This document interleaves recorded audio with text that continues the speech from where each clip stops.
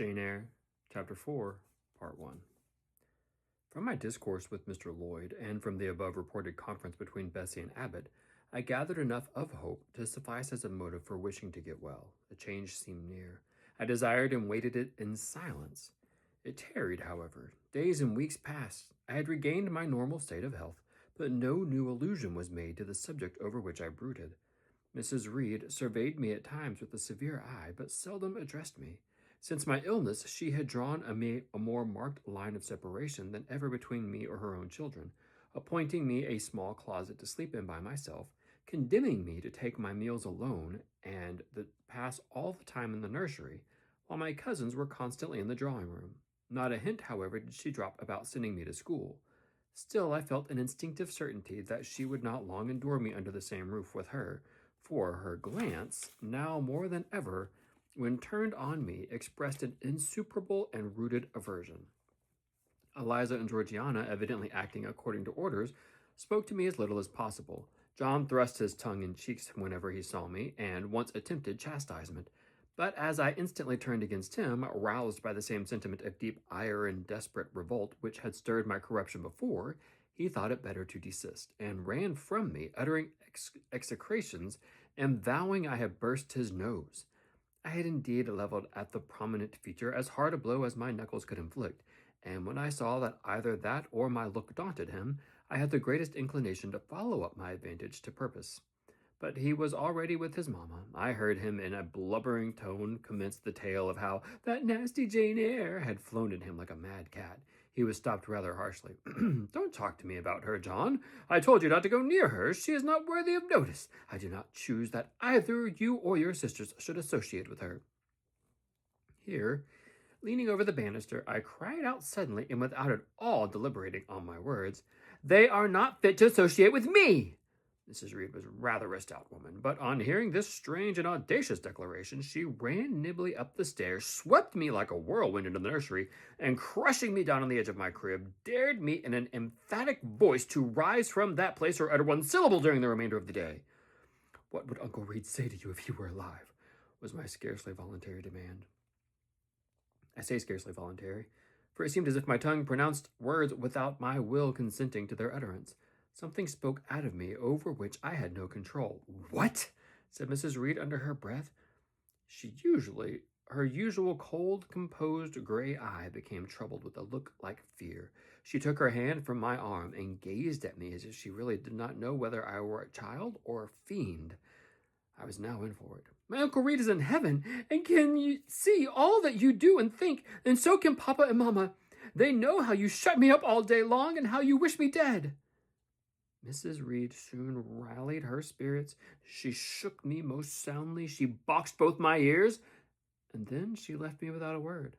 Bessie supplied the hiatus by a homily of an hour's length, in which she proved beyond a doubt that I was the most wicked and abandoned child ever under a roof. I half believed her, for I felt indeed only bad feelings surging in my breast. November, December, and half of January passed away. Christmas and the New Year had been celebrated at Gateshead with the usual festive cheer. Presents had all been interchanged, dinners and evening parties given. From every enjoyment I was, of course, excluded. My share of the gaiety consisted in witnessing the daily appareling of Eliza and Georgiana, and seeing them descend to the drawing-room dressed out in thin muslin frocks and scarlet sashes, with hair elaborately ringleted. And afterwards, in listening to the sound of the piano or the harp played below, to the passing to and fro of the butler and footman, to the jingling of glass and china as refreshments were handed, to the broken hum of conversation as the drawing-room doors opened and closed. When tired of this occupation, I would retire from the stairhead to the solitary and silent nursery. There, though somewhat sad, I was not miserable. To speak the truth, I had not the least wish to go into company, for in company I was very rarely noticed. And if Bessie had been kind and companionable, I should have deemed it a treat to spend the evenings quietly with her, instead of passing them under the formidable eye of Mrs. Reed in a room full of ladies and gentlemen. But Bessie, as soon as she had dressed her young ladies, used to make herself off to the lively regions of the kitchen and housekeeper's room, generally bearing the candle along with her. I then sat with my doll on my knee till the fire got low, glancing round occasionally to make sure that nothing worse than myself haunted the shadowy room. and when the embers sank to a dull red, I undressed hastily, tugging at knots and strings as I best might, and sought shelter from cold and darkness in my crib. To this crib I always took my doll. Human beings must love something, and in the death of a worthier object of affection, I continued to find a pleasure in loving and cherishing a faded graven image, shabby as a miniature scarecrow. It puzzles me now to remember with what absurd sincerity I doted on this little toy, half fancying it alive and capable of sensation. I could not sleep unless it was folded in my nightgown, and when it lay there safe and warm, I was comparatively happy, believing it to be happy likewise. Long did the hours seem while I waited the departure of the company and listened for the sound of Bessie's step on the stairs. Sometimes she would come up in the interval to seek her thimble or her scissors, or perhaps to bring me something by way of supper, a bun or a cheesecake. Then she would sit on the bed while I ate it, and when I had finished it, she would tuck the clothes around me, and twice she kissed me and said, "Good night, Miss Jane." When thus gentle, Bessie seemed to me the best, prettiest, kindest being in the world, and I wished most intensely that she would always be so pleasant and amiable, and never push me about or scold or task me unreasonably, as she was often wont to do. Bessie Lee must, I think, have been a girl of good nature, natural capacity, for she was smart in all she did, and had a remarkable knack of narrative, so at least I judge from the impression made on me by her nursery tales. She was pretty, too, if my recollections of her face and person are correct. I remember her as a slim young woman with black hair, dark eyes, very nice features, and good clear complexion. But she had a capricious and hasty temper, and indifferent ideas of principle or justice. Still, such as she was, I preferred her to anyone else at Gateshead Hall. It was the 15th of January, about 9 o'clock in the morning. Bessie had gone down to breakfast. My cousins had not yet been summoned to their mamma.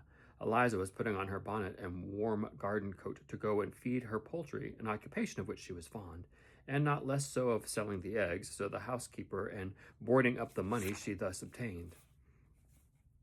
She had a turn of traffic and marked propensity for saving, shown not only in the vending of eggs and chickens, but also in driving hard bargains with the gardener about flower roots, seeds, and slips of plants, that functionary having orders from Mrs. Reed to buy of this young lady all the products of her parterre she wished to sell.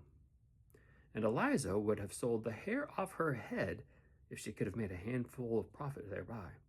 As to her money, she first secreted it in an odd corners, wrapped in a rag or an old curl paper. But some of these hoards having been discovered by the housemaid, Eliza, fearful of one day losing her valued treasure, consented to entrust it to her mother at an unserious rate of interest, 50 or 60%, which interest she exacted every quarter, keeping her accounts in a little book with anxious accuracy. Georgiana sat on a high stool, dressing her hair at the glass, and interweaving her curls with artificial flowers and faded feathers, of which she had found a store in a drawer in the attic.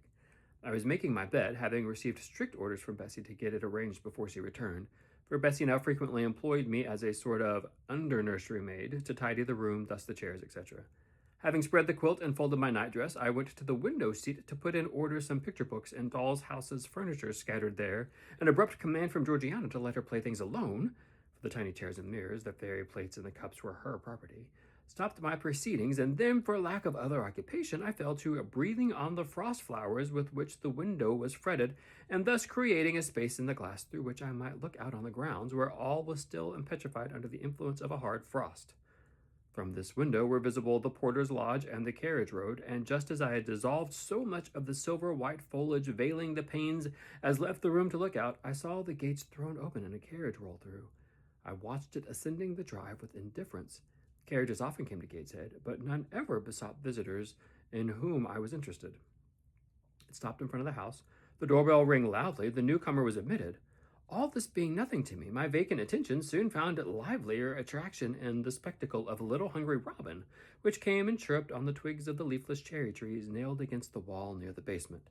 The remains of my breakfast and bread and milk stood on the table, and having crumbled a morsel of roll, I was tugging at the sash to put out the crumbs on the windowsill, when Bessie came running upstairs to the nursery.